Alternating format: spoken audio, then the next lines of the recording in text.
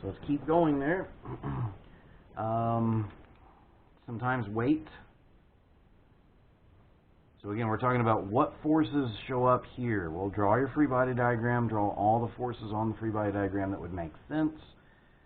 Look at the problem statement, see if there's any others that should be there. Any applied forces, especially reaction forces that you're only looking for. Anywhere you've got pressure, gauge pressure, if it's open to the atmosphere, the gauge pressure, of course, becomes zero. Now, it's really easy to get lazy and just assume an inlet or an outlet's always at zero, at gauge pressure zero. That's not always the case. Just be aware, if you've got a pressure, is that absolute or gauge pressure? Here I need to draw gauge pressures, because I'm not worried about the atmospheric pressure pushing around the entire free body diagram. Again, sometimes you'll have weight. A lot of times it'll be negligible, but if you do have a weight force, that's also going to be incorporated. Your reaction force is going to have to counteract the weight force if that's what you're looking for. Okay? All right. Remember, these are not forces.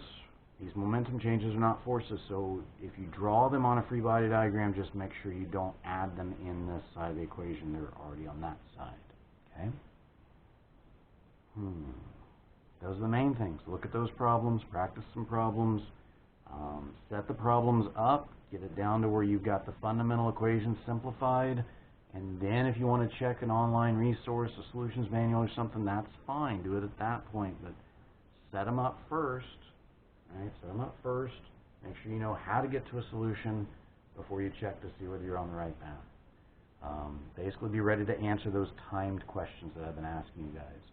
Those are there intentionally to try to lead you along and say, all right, how should you set this problem up if you set it up correctly?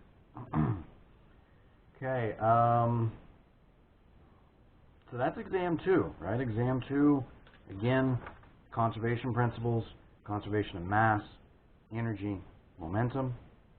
Okay, that was exam 2 material. Exam 3, oh, one more thing. We did throw, at the very end, we talked about Buckingham, we focused on the Buckingham PI theorem. Buckingham PI theorem basically says that if I've got some phenomena, let's say I want to, we analyze this problem in class. We say, let's look at the drag force of external flow acting on an object. We said the drag force is going to be a function of, we said that's going to be what? The size of the object, right? The speed of the fluid flowing over it, the density of the fluid, and it also ends up being a function of the viscosity of the fluid. Right? So this is, we said, well, that, in this case, n would be 5, right? Because I've got one dependent parameter, and I've got 1, 2, 3, 4 independent parameters. So 5 total parameters. There are 3 dimensions. So our best guess is that we can reduce from 5 to 3. Here I've got 5 parameters.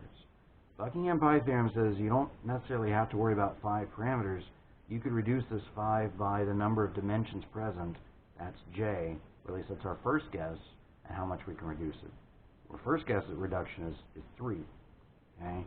Meaning k is equal to n minus j. Buckingham PI theorem suggests we can write 2 pi terms. Right? And we did this. We can write 2 dimensionless pi terms. And what we found is the coefficient of drag is equal to a function of the Reynolds number. Right? And what that means is that, and what did it end up being? It's like the drag force divided by the density, an area, and the speed squared, and you've actually got a half here. Right? This is the drag coefficient, is equal to a function of, and the other parameters here, right? So here I picked rho, v, and d. That leaves mu by itself. So it's actually, I think we worked this out, right? I think we did this, and we didn't have the half. We added that later. The drag force divided by these parameters is dimensionless, and that's a function of this divided by these parameters. This is dimensionless. And we found out later, well, this is the drag coefficient, which is just a function of the Reynolds number. Okay? So we found that. We looked at that in depth in Chapter 11, but we introduced it here for us in Chapter 7. We talked about this idea of the Buckingham PI theorem.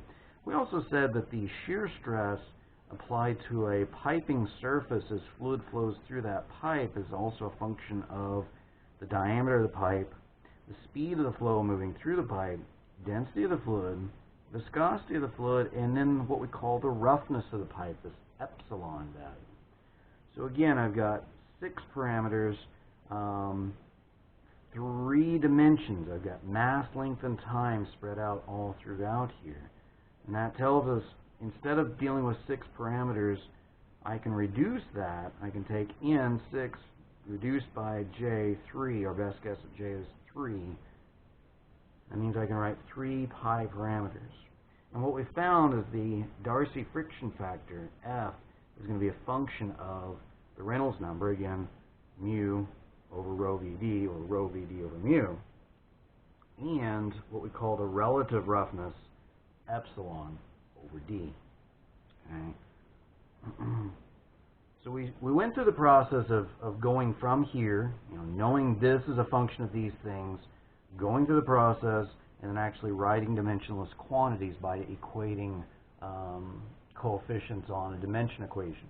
Okay, so we did all that. We've done a few examples of that. You had to do it on the exam. I'll ask you to do a quick one on the final. Okay, so be comfortable doing that. Okay, that's expected of fluid mechanics students because dimensionless quantities play a vital role in a lot of what we do as engineers. It means that I can communicate a massive amount of energy about the friction loss, the energy loss, just simply if I know these 2 dimensionless quantities. And it doesn't matter how big my piping system is, what the diameter is, how fast it's moving, or what the fluid is. If I can find the Reynolds number and figure out the roughness of the pipe, I can figure out the friction factor, which gives me the energy loss. Okay? So that's the reason we talk about that at this point in your engineering curriculum in a fluid mechanics, this sophomore, junior level course, because you're going to continue to use it as you move forward, this concept of dimensionless scale quantities, similar quantities. Okay, from there that brings us then to exam 3, and we just finished up with that. So the 6th topic is going to show up in the form of major and minor losses. So I will need to ask you to do that on a final exam as well. And I'm just going to put this here. You can assume that you'll have a piping system, and maybe it'll be a pipe, maybe it'll be a weird shaped conduit, but as long as the hydraulic diameter, or if it's circular, it's just the diameter, as long as the hydraulic diameter and the speed, the average speed of flow through the conduit are constant. Okay? And those are the only problems I would give you. Mathematically, if you can do it where these are constant, then you could do an entire piping system where these change, and therefore all the other parameters change. But if these 2 are constant, then this loss term that we talked about back here, right? And we first introduced this in Chapter 5, right? We said, well, this is what it represents, but really for us in Chapter 5, this is either going to be 0 or it's what we're actually solving for. We don't have the tools yet in Chapter 5 to figure this out. Chapter 8, we start trying to actually quantify this. We said that energy loss is equal to this Darcy friction factor times what we call the relative length, that's length over diameter, multiplied by the average kinetic energy, plus the minor losses. Add up for every bend, elbow, every place the flow changes somehow. You're going to have a minor loss coefficient. Multiply that minor loss coefficient by the average kinetic energy. Add up all of the minor losses. Multiply that sum by this average kinetic energy. And this will give you the total energy loss. Again, this is what we often call the major loss, and this is often what we call the minor loss. That does not mean this is always the bigger quantity. Most of the time it is. Most of the time I've got a really long piping length. I'm moving fluid from over a very long distance, and or there's not too many bends or elbows, because good engineering design tells us the more bends and elbows I put in here, the bigger this turn gets, and that's more energy I've got to overcome. If I can have a nice, long, straight pipe to move from point A to point B, this approaches zero, and this is the only energy loss I'm dealing with. So most of the time, the major component is the larger component.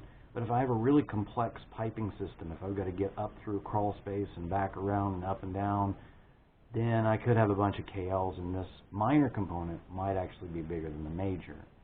That's not often, but it can happen. So again, don't let those names deceive you. It's just what we label them, because often this is the bigger component, often this is the smaller component, but it doesn't have to be.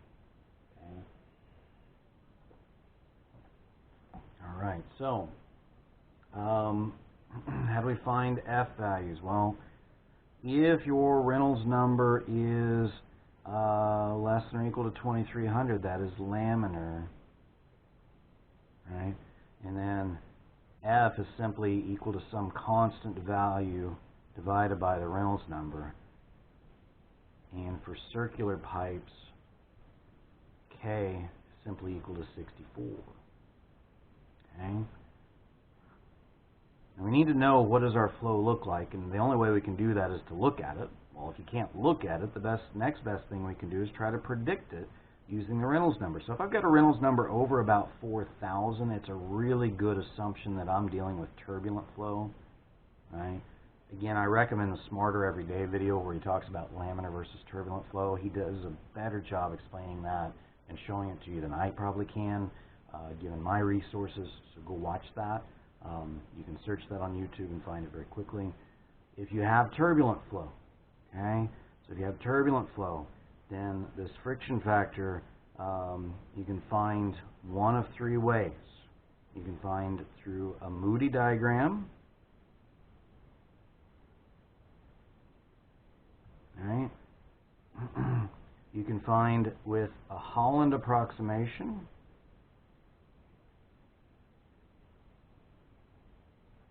right, which you should double check that, honestly. It's good. It's normally about as good. I normally don't just take the Holland approximation as it is straight up. If I use the Holland approximation, I just quickly look at a Moody diagram to make sure I'm within the realm of what makes sense, because it does have ranges where the Holland approximation is not all that great. It's okay. But I always just double check it against another method. Either just quickly look at a Moody diagram, make sure this looks close to what I'm getting there, or use the Colebrook equation. And this is kind of the best method. The thing is, you can't solve the Colebrook equation for F. We've talked about this before. You have to guess and check on the Colebrook equation. But if you'll take the Holland approximation, the value you get for F from the Holland approximation, plug it into the Colebrook equation, and as long as you don't get a big difference, right, plug this into the Colebrook equation and then solve for the F. If you don't get a big difference from here to here, or you don't notice a big difference from here to here, then this is okay. But again, understand this has ranges where it's not great. This is always great, but you do have to guess and check it. This is always pretty good, but it's only going to get you about 2 significant figures. So pick your poison, right? Any of those will be okay, but again, just double check if you're using this against one of these other two methods. Make sure you're in the realm of what makes sense. Only use this. This is nice and easy, right? This looks simple. Only use this if you got laminar flow. If you don't know if you have laminar flow, find the Reynolds number. If you can't find the Reynolds number, you're stuck in a guess and check iterative problem. You're going to have to guess the unknown speed or diameter to find a Reynolds number, then use that to find an F value, and then use the F value to get a better guess at your unknown diameter or speed. We've worked several of those. If I'm talking Greek to you, I don't know why you're still here, or you need to be practicing Chapter 8 problems. Either way, you have some work to do. All right, we're going to have to stop there. I'll pick up on the next video.